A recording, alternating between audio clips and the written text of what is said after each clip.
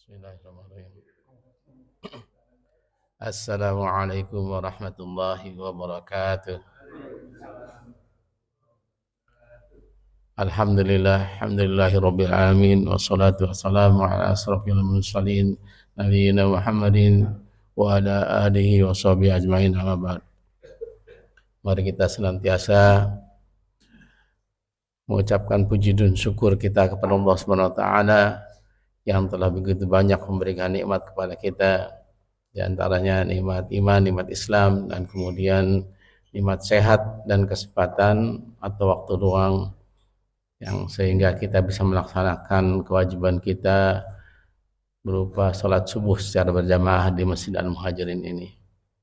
Kemudian sholawat dan salam semoga tetap tercurahkan kepada junjungan kita uswatun hasanah Nabi Muhammad sallallahu alaihi wasallam serta seluruh keluarga, sahabat dan umatnya yang insya Allah tetap istiqomah melaksanakan syariat Islam sampai akhir zaman nanti.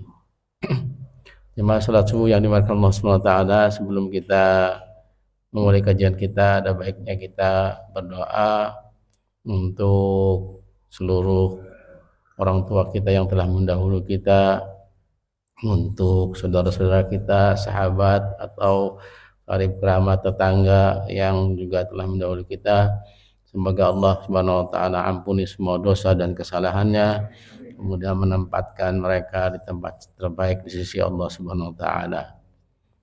Untuk yang orang tua kita yang masih hidup, saudara-saudara kita, sahabat-sahabat kita, tetangga kita yang masih hidup, semoga Allah berikan kepada mereka ketenangan dalam melaksanakan kehidupan sehari-hari, dan bagi mereka yang sakit semoga Allah sembuhkan sakitnya, dan bagi mereka yang dalam keadaan kesempitan semoga Allah lapangkan semuanya.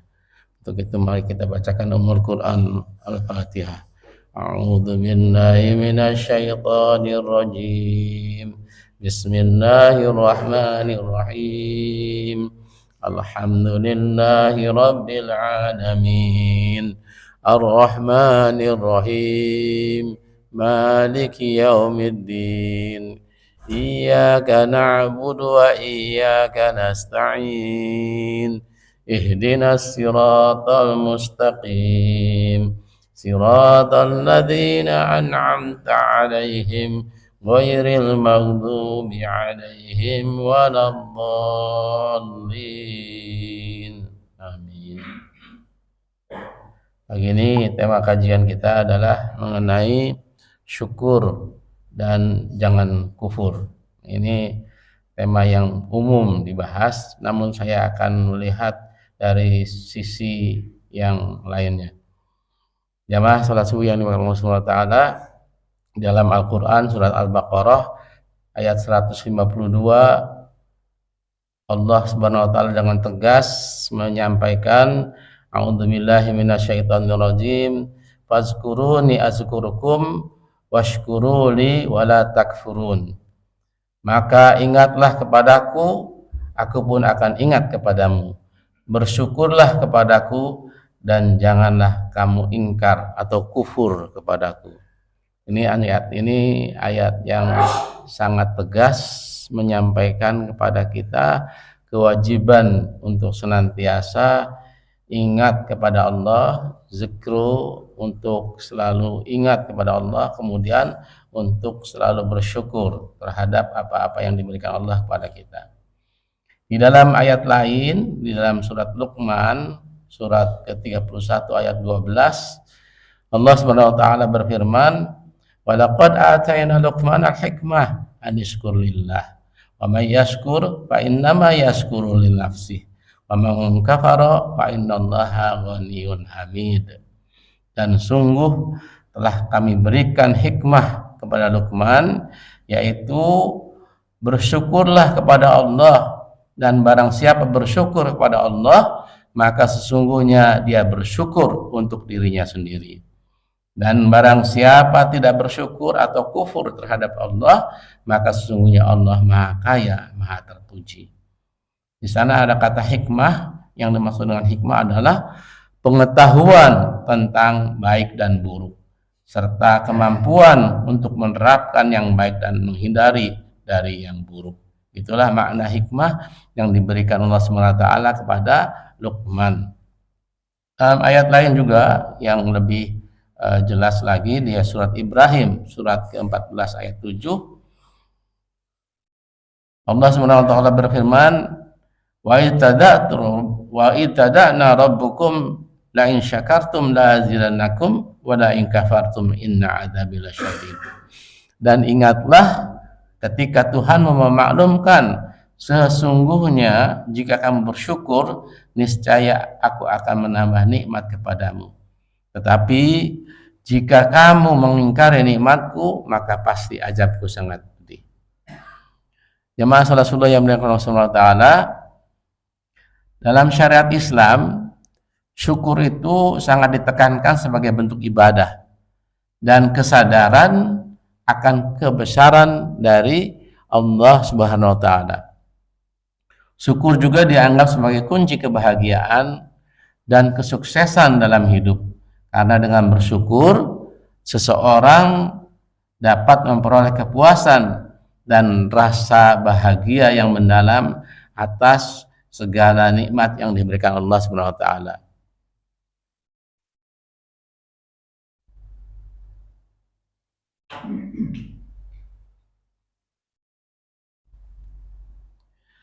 Nah, Profesor Quraish Shihab itu menyampaikan tentang syukur ini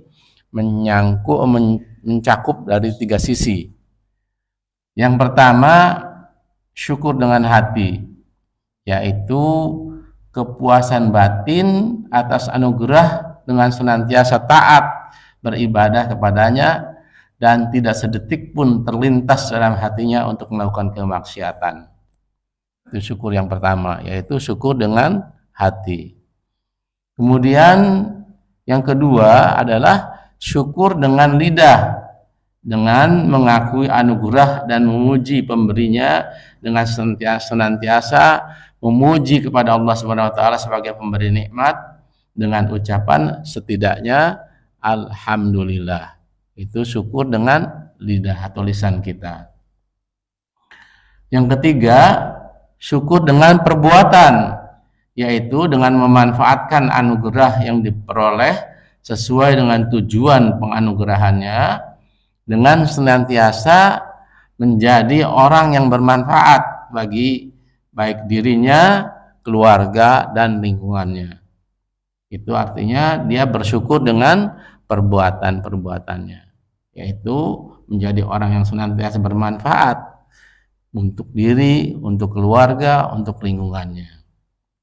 Jamaah yang dimuliakan Allah Subhanahu wa Ta'ala, maka jika kita diberi kenikmatan Allah Subhanahu wa Ta'ala berupa kemudahan, berupa kelancaran dalam menjalankan apa yang kita inginkan, berupa kesuksesan dalam menggapai tujuan kita, berupa kesehatan yang prima yang diberikan Allah Subhanahu wa Ta'ala kepada kita, berupa kebahagiaan baik diri dan keluarga atau kenikmatan apapun lainnya, maka kata kuncinya kita wajib bersyukur kepada Allah Subhanahu wa Ta'ala atas kenikmatan itu. Nah, karena jika tidak, maka boleh jadi kenikmatan yang kita peroleh itu bukan merupakan karunia dari Allah Subhanahu wa Ta'ala, tetapi kenikmatan itu hanya salah satu cara Allah Subhanahu wa Ta'ala untuk menguji keimanan kita, yang dikenal dengan istilah istidraj. Apakah istidraj itu? Istidraj artinya suatu ujian berupa kelapangan rezeki atau kemudahan lainnya, padahal orang yang diberi kenikmatan tadi dalam keadaan terus menerus bermaksiat kepada Allah Subhanahu wa Ta'ala. Jadi kalau kita melihat ada orang yang sukses, ada orang yang senantiasa mendapatkan kemudahan, tetapi dia tetap bermaksiat kepada Allah Subhanahu wa Ta'ala, maka boleh jadi itu merupakan ujian dari Allah Subhanahu wa Ta'ala berupa yang namakan istidraj tadi. Dalam Al-Quran surat Al-An'am surat ke-6 ayat 44, Allah Subhanahu wa taala berfirman, A'udzubillahi minasyaitonirrajim. Falamma nasu ma dzukru bihi fatahna 'alaihim abwaba kulli syai'in hatta idza farihu bima utu ahadanahum baghtatan faidahum mublisun. Maka ketika mereka melupakan peringatan yang telah diberikan kepada mereka, kami pun, maksudnya Allah, membukakan semua pintu kesenangan untuk mereka, sehingga ketika mereka bergembira dengan apa yang telah diberikan kepada mereka, kami siksa mereka secara tiba-tiba. Maka ketika itu mereka terdiam, berputus asa.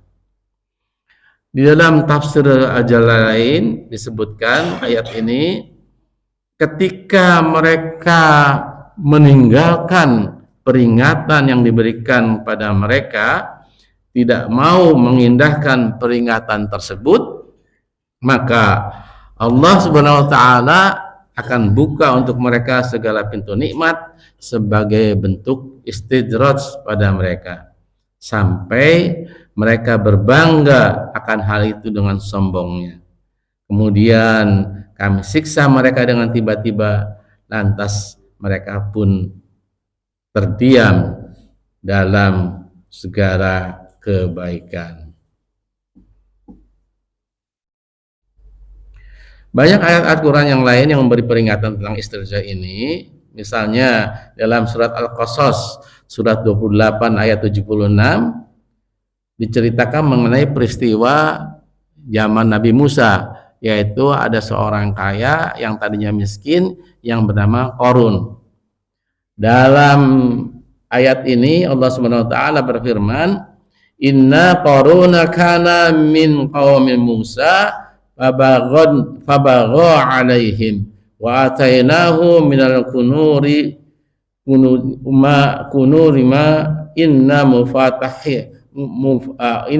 mafatihah latanu bil usbati ulil quwwati id qala lahu qaumuhu la tafrahu innallaha la yuhibbul farihin." Sesungguhnya Qarun termasuk kaum Musa, tetapi dia berlaku zalim terhadap mereka, dan kami telah menganugerahkan kepadanya perbendaharaan harta yang kunci-kuncinya sungguh berat dipikul oleh sejumlah orang yang kuat-kuat. Ingatlah ketika kaumnya berkata kepadanya, "Janganlah engkau terlalu bangga, sungguh Allah tidak menyukai orang-orang yang memalingkan diri." Itu peringatan terhadap orang zaman dahulu yang senantiasa berlaku bangga atau merasa bahwa semua kenikmatan yang diberikan atau kekayaan yang diperolehnya itu tidak pernah mengingatkan dirinya untuk selalu bersyukur kepada Allah Subhanahu wa taala. Sehingga pada ayat-ayat lainnya disebutkan bahwa hartanya Qarun itu dibenamkan ke dalam bumi beserta Qarunnya. Nah, ini menjadi juga peringatan bagi kita ketika kita mendapatkan kenikmatan-kenikmatan dari Allah sekecil apapun, sesungguhnya Allah meminta kepada kita untuk senantiasa bersyukur terhadap nikmat-nikmat itu. Dalam sebuah hadis yang disampaikan oleh dari Uqbah bin Amir radhiyallahu an, Rasulullah sallallahu alaihi wasallam bersabda, "Idza ra'aitallahu ta'ala yu'til 'abda minad dunya ma yuhibbu wa huwa muqim 'ala ma'asih fa innama dzalika minhu istidraj." Bila kamu melihat Allah memberikan pada hambanya dari perkara dunia yang diinginkannya, padahal dia terus berada dalam kemaksiatan kepadanya, maka ketahuilah bahwa hal itu adalah istidraj atau jebakan berupa nikmat yang diselenggarakan dari Allah Subhanahu wa taala. Hadis ini diriwayatkan oleh Imam Ahmad dan Syekh Su'aib Al-Aranud mengatakan bahwa hadis ini hasan dilihat dari jalur lain. Jamaah yang dimuliakan Allah Subhanahu wa taala, sebuah hadis lagi dari Abu Hurairah radhiyallahu an bahwa Rasulullah SAW berwasiat, demi Allah, bukan kemiskinan yang aku khawatirkan terhadap diri kalian, tetapi yang aku khawatirkan justru apabila dunia ini dibentangkannya kepada kalian, sebagaimana dahulu juga dibentangkan di hadapan umat-umat sebelum kalian, lalu kalian pun memperebutkannya hingga akhirnya dunia ini membinasakan kalian, sebagaimana dahulu dunia itu pun membuat mereka binasa. Hadis riwayat Ahmad dan Hakim. Menurut Syekh Muhammad bin Shalih Al-Utsaimin yang memberikan nasihat yang indah tentang hal ini, yaitu Allah Subhanahu wa taala memberikan kesempatan kepada seseorang hamba yang berbuat zalim dan tidak menyegerakan siksanya. Hal ini merupakan ujian. Untuk itu kita memohon segera semoga Allah Subhanahu wa taala melindungi kita semuanya. Di antara bentuk istijrar adalah diberi kesempatan untuk berbuat zalim dan tidak segera dihukum atau diazab oleh Allah Subhanahu wa taala, sehingga dia melakukan banyak kezaliman kepada manusia. Nah, jika Allah Subhanahu wa taala mengazabnya, pasti dengan azab yang pedih, sebagaimana Allah Subhanahu wa taala berfirman di dalam surat Hud surat 11 ayat 102, A'udzubillahi minasyaitonirrajim, wa kadzalika ahadu rabbaka idza ahadal qura wa hiya zalimah inna ahaduhul yaumun syadid limun syadid, dan begitulah siksa Tuhanmu apabila dia menyiksa penduduk negeri-negeri yang berbuat zalim, sungguh siksanya itu sangat-sangat berat. Nah, kepada orang yang zalim hendaklah dia tidak terpedaya oleh dirinya sendiri dan tidak pula dengan karunia Allah Subhanahu wa taala yang diberikan kepadanya, karena semua itu pada hakikatnya berupa musibah di atas musibah. Karena jika manusia dihukum Allah Subhanahu wa taala dengan segera atas kezalimannya, mungkin dia akan selalu ingat dan meninggalkan kezaliman itu. Tetapi jika dia masih diberi kesempatan untuk terus-menerus berbuat zalim dan melakukan perbuatan dosa, maka kezalimannya terus bertambah dan dosa-dosanya menumpuk sehingga hukumannya semakin berat. Untuk itu kita memohon perlindungan kepada Allah Subhanahu wa taala, semoga kita diberi karunia untuk bisa mengambil pelajaran dan tanda-tanda kebesarannya, dan semoga Allah melindungi dari kezaliman diri kita dan kezaliman orang lain. Ini di dalam Syarah Riyadhus Shalihin juz 1 hadis nomor 1191. Ada sebuah hadis lagi yang disampaikan dari Suhaib radhiyallahu anhu, ia berkata, Rasulullah sallallahu alaihi wasallam bersabda, azaba li umril mu'minin idal amrahu kullahu khair wa la yastadalika la hajin illa lil mu'minin inna asabathum sara'u sukara fakana khairullah wa in asabathum darru'a sabru fakana khairullah. Sungguh menakjubkan keadaan seorang mukmin itu, seluruhnya urusan itu baik. Ini tidaklah didapati kecuali pada seorang mukmin. Jika ia mendapatkan kesenangan, maka ia bersyukur, itu baik baginya. Jika ia mendapatkan kesusahan, maka ia bersabar dan itu pun baik baginya. Hadis yang diriwayatkan oleh Imam Muslim nomor 2999. Nah, Imam Al-Munawi berkata dalam Faidul Qadir, keadaan mukmin itu semuanya itu baik. Hanya didapati hal ini pada seorang mukmin. Seperti itu tidak ditemukan pada orang kafir maupun orang munafik. Keajaibannya adalah ketika ia diberi kesenangan berupa sehat, berupa keselamatan, berupa harta, berupa kedudukan yang baik, maka ia bersyukur pada Allah Subhanahu wa taala atas karunia tersebut. Dan ia akan dicatat termasuk orang-orang yang bersyukur. Namun ketika ditimpa musibah, ia akan bersabar. Dan tentunya ia akan dicatat termasuk orang-orang yang bersabar terhadap musibah yang diberikan Allah, yang diterima olehnya. Oleh karena itu, selama seseorang itu dibebani syariat, maka jalan kebaikan selalu terbuka untuknya.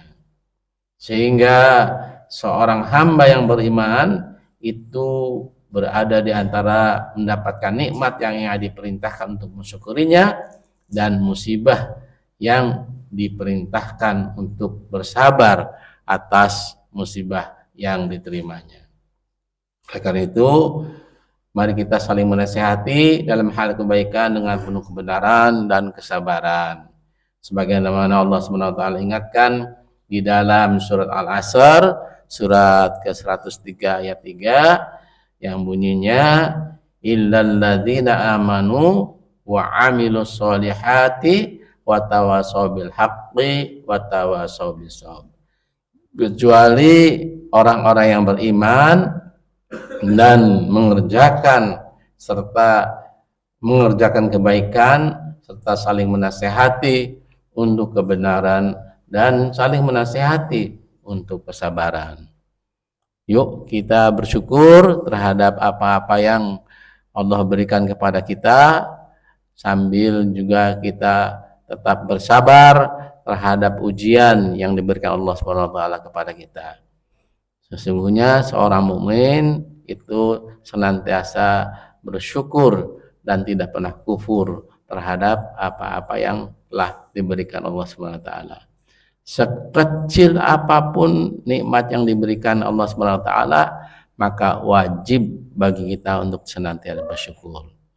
Sekecil apapun kenikmatan-kenikmatan itu tentunya merupakan anugerah yang diberikan Allah SWT kepada kita, dan untuk itu wajib bagi kita untuk senantiasa bersyukur terhadap apa-apa yang telah diberikan Allah SWT kepada kita. Oleh karena itu, jangan lupa pagi ini kita diberikan oleh Allah SWT nikmat berupa kesehatan, berupa kemampuan untuk hadir di dalam majelis ini. Semoga Allah SWT memberikan kepada kita bertambahnya nikmat dengan kita senantiasa bersyukur.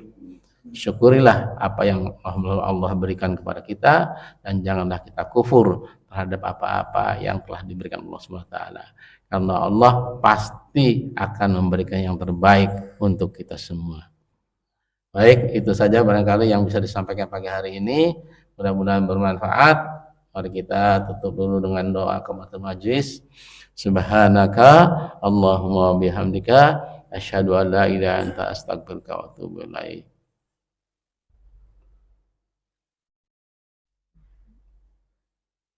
Untuk selanjutnya barangkali ada tambahan